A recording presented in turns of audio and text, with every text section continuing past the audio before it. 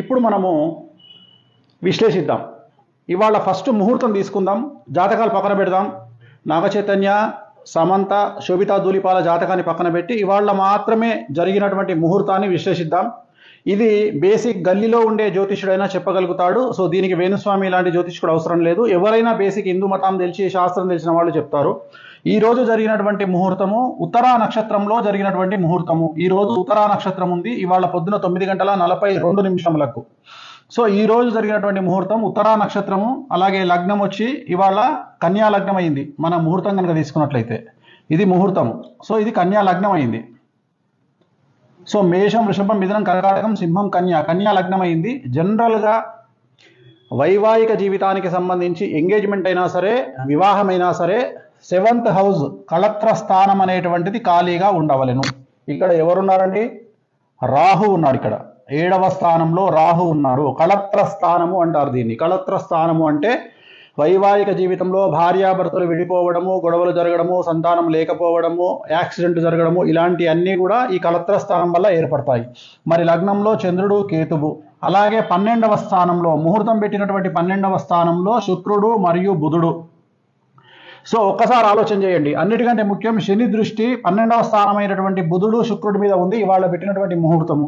అలాగే లగ్నంలో చంద్రుడు, కేతువు, అలాగే 7వ స్థానంలో రాహువు, కళత్ర స్థానంలో రాహువు. ఇది చిన్న పిల్లవాడినైనా శాస్త్రం తెలిసిన వాడిని అడిగితే ఈ ముహూర్తము నిషేధము అని చెప్తారు. మరి ఎందుకండి వీళ్ళు చేసుకున్నారు ముహూర్తము అంటే, ఈరోజు నాగార్జున గారు పెట్టినటువంటి ముహూర్తాన్ని బట్టి 888 అనేటువంటి ముహూర్తాన్ని వాళ్ళు నిర్వహించుకోవడం జరిగింది. 888 అంటే వీళ్ళు చేసింది ఏంటంటే, ఇవాళ 8వ తారీఖు 8వ నెల 2024 టోటల్ 8 అంటే మొత్తం 8 వచ్చింది. దీన్ని 888 అంటారు. ఇది సంఖ్యాశాస్త్ర పరంగా వాళ్ళు యాక్సెప్ట్ చేసినారు.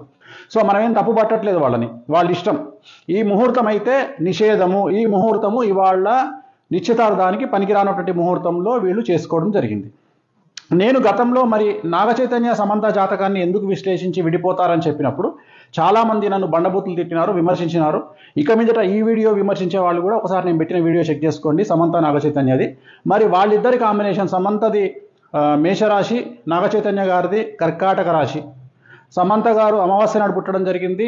శోభిత ధూళిపాలది ధనుస్సు రాశి, ఆమె కూడా అమావాస్య నాడు పుట్టడం జరిగింది. ఇక శోభిత ధూళిపాల, నాగచైతన్య ఇద్దరి కాంబినేషన్. సమంత ఆల్రెడీ మనం సమంత, నాగచైతన్య నేను క్లారిటీ ఇవ్వడం జరిగింది, విడిపోతానని చెప్పడం జరిగింది. పెళ్ళి జరిగినప్పుడు కాదండి, ఇలాగే ఎంగేజ్మెంట్ జరిగిన తర్వాతనే నేను చెప్పడం జరిగింది విడిపోతారని. ఎంగేజ్మెంట్ జరిగిన తర్వాత గుర్తుంచుకోండి, నేను పెళ్ళైన తర్వాత చెప్పలేదు, ఎంగేజ్మెంట్ కాగానే చెప్పాను వాళ్ళు విడిపోతారని. అలాగే ఇప్పుడు వీళ్ళ గురించి జాతకాన్ని విశ్లేషిస్తా ఉన్నా. దయచేసి ఎవరు కూడా నెగిటివ్గా అర్థం చేసుకోవద్దు, అందరూ కలిసి ఉండాలనేది నా కోరిక. కానీ కొన్నిసార్లు మనం మంచి కోసం చెప్పడానికి ప్రయత్నం చేస్తాం. ఎందుకు తెలిసి ఒక రాంగ్ స్టెప్ వేస్తారనే ఉద్దేశంతో చెప్పడం జరుగుతుంది. ఇక్కడ గుర్తుంచుకోవాల్సింది, శోభితా ధూళిపాలది ధనుస్సు రాశి, అలాగే నాగచైతన్యది కర్కాటక రాశి. ఒకసారి కాంబినేషన్ చూడండి. కర్కాటకం, సింహం, కన్యా, తుల, వృశ్చికం, ధనుస్సు 6, ధనుస్సు, మకరం, కుంభం, మీనం, మేషం, వృషభం, మిథునం, కర్కాటకం 8. సో 6:8 అయిపోయింది. షష్టాష్టకాలు, ఇద్దరి జాతకంలో షష్టాష్టకాలు. అలాగే ఇద్దరి జాతకం, సమంత జాతకాన్ని అలాగే శోభితా ధూళిపాల జాతకాన్ని విశ్లేషిస్తే మీరు అబ్జర్వ్ చేశారో లేదో, ఇద్దరి జాతకాల్లో కూడా శని దృష్టి అనేటువంటిది కుజుడి మీద ఉంది. ఇక్కడ కూడా చూడండి, శోభితా జాతకంలో శని దృష్టి అనేటువంటిది కుజుడి మీదనే కాదు, శుక్రుడి మీద, గురువు మీద ఉంది.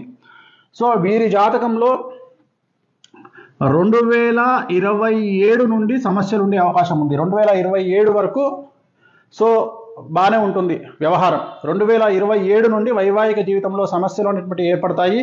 అలాగే వీరి సమస్యలకు ప్రధానమైనటువంటి కారణం ఒక స్త్రీ మూలకంగా ఉంటుంది. ఒక స్త్రీ మూలకంగా వీళ్ళ భార్యాభర్తల మధ్యన గొడవలు వచ్చేటువంటి అవకాశం ఉంది.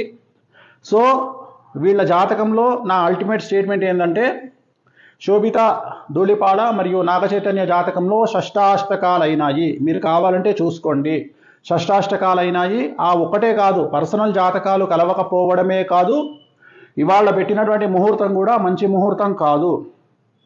సో నేను అఖిల్ ఎంగేజ్మెంట్ క్యాన్సిల్ అవుతుందని చెప్పడానికి గల కారణము, అలాగే నాగచైతన్య సమంత మ్యారేజ్ ఫెయిల్ అవుతుందని చెప్పడానికి కారణము, వీటన్నిటికీ కారణము వ్యక్తిగతమైనటువంటి జాతకాలు మరియు ముహూర్త బలం.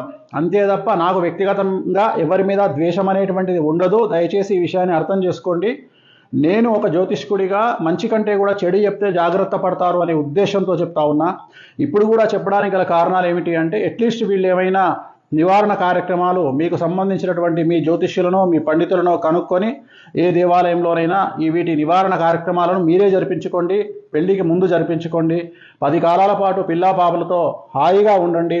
అలాగే నా జ్యోతిష్యం ఫెయిల్ కావాలని కోరుకుంటున్నా. వీళ్ళకి సంబంధించిన జ్యోతిష్యం నేను చెప్పింది ఫెయిల్ కావాలని కోరుకుంటున్నా. ఆ వెంకటేశ్వర స్వామి అన్న దయతో వీళ్ళు నేను చెప్పిన జాతకం ఫెయిల్ కావాలని మరీ కోరుకుంటున్నా. ఎందుకంటే నా సక్సెస్ కంటే కూడా వాళ్ళ సక్సెస్ ముఖ్యం. కానీ వాళ్ళ జాతకంలో ఖచ్చితంగా కళత్రం అనేటువంటిది కనిపిస్తూ ఉంది. కళత్రం అంటే విడిపోవడము. కళత్రం అంటే విడిపోవడము. 7th హౌస్లో రాహు ఉన్నాడు, అలాగే లగ్నంలో కేతు ఉన్నాడు. చిన్న పిల్లవాడిని అడిగినా చెప్తారు ముహూర్తం తప్పు. అలాగే వీళ్ళ కాంబినేషన్ షష్టాష్టకాలైన శోభితాది మరియు నాగ చైతన్యది. ఒక విషయం చెప్పాలంటే, సపోజ్ మీరు అడిగారు అనుకోండి, గురుగారు మీరు మీకు తెలిసి ఎన్ని మార్కులు వేస్తారండి ఒకవేళ నాగ చైతన్యకు Samantha combination plus Naga Chaitanya Sobhita Dhulipala combination అని మీరు అడిగితే నేను క్లియర్గా చెప్తున్నా, చైతన్య సమంత 100కి కనీసం ఒక 50 మార్కులు వేయచ్చు. చైతన్య శోభిత 100కి 10 మార్కులు కూడా వేయలేను. అలాగే సమంత జాతకం 100% బాగుంది ఇండస్ట్రీ పరంగా తీసుకుంటే. అలాగే శోభిత జాతకం తీసుకుంటే 20% బాగుంది కెరియర్ పరంగా నేను చెప్పేది. సో ఓవరాల్గా తీసుకుంటే నేను అడిగేది ఏంటంటే, నేను చెప్పదలుచుకున్న పాయింట్ ఏంటంటే, నాగ చైతన్య కాంబినేషన్ ఆఫ్ శోభిత 100కి 10 మార్కులే, అండ్ నాగ చైతన్య సమంత 50 మార్కులు. సో ఇంత 50 మార్కులు వేసినటువంటి వాళ్ళే విడిపోయారంటే, మరి కాంబినేషన్ ఆఫ్ సమంత నాగ చైతన్య శోభిత కాంబినేషన్లో మరి నేను 10 మార్కులు వేస్తున్నా 100కి అంటే ఇంకెంత ప్రభావం ఉందో చూడండి. ఎందుకంటే శోభిత జాతకంలో చాలా ఎక్స్ట్రీమ్ ప్రాబ్లమ్స్ కనిపిస్తూ ఉన్నాయి. సో ఒక స్త్రీ మూలకంగా వీళ్ళ జాతకంలో వీళ్ళు విడబాటుకు గురయ్యే అవకాశం ఉంది. అలా జరగొద్దని కోరుకుంటా ఉన్నా. నేనే ఓడిపోవాలి, నా జాతకమే ఫెయిల్ అవ్వాలని కోరుకుంటా ఉన్నా. అలాగే స్వయం ప్రకటిత యూట్యూబ్ మేధావులు, స్వయం ప్రకటిత యూట్యూబ్ జర్నలిస్టులు గుర్తించాల్సింది ఏంటంటే, ఇదే నాగ చైతన్య సమంత విడిపోతారని నేను ఎంగేజ్మెంట్ అప్పుడు చెప్పాను. ఇప్పుడు కూడా మళ్ళీ వీళ్ళు కూడా విడిపోతారని చెప్తా ఉన్నాను. సో నన్ను విమర్శించే ముందు నేను చెప్పిన వీడియో ఒకసారి చూసి, సమంత గురించి నాగ చైతన్య గురించి చెప్పిన వీడియో చూసి మీ స్వయం ప్రకటిత మీ మేధావితనానికి పనిపెట్టుకోండి. సో వీళ్ళైతే విడిపోవద్దని కోరుకుంటా ఉన్నాను నేను. అండ్ ఇంకా నేను చెప్పాల్సింది చెప్పాను. 100% వీళ్ళకు విడాకులు అనేటువంటివి కనిపిస్తూ ఉన్నాయి. 2027 తర్వాత వివాహం అవుతుందా అవ్వదా ఏమవుతుంది అవన్నీ క్వశ్చన్ మార్కులే. బట్ ఫైనల్గా చెప్పదలుచుకుంది మాత్రం ఖచ్చితంగా ఎడబాటు అనేటువంటి ఉంటుంది ఇద్దరి మధ్యలో, శోభిత అండ్ నాగ చైతన్య మధ్యలో. ఇక యూట్యూబ్ మీమర్స్, ట్రోలర్స్ ఎంజాయ్, మీ పని మీరు ప్రారంభించండి, క్రియేటివిటీ చూపించండి, మంచి పద్ధతిలో చాలా కొత్తగా కామెంట్ చేయండి. ఓం నమో వెంకటేశాయ.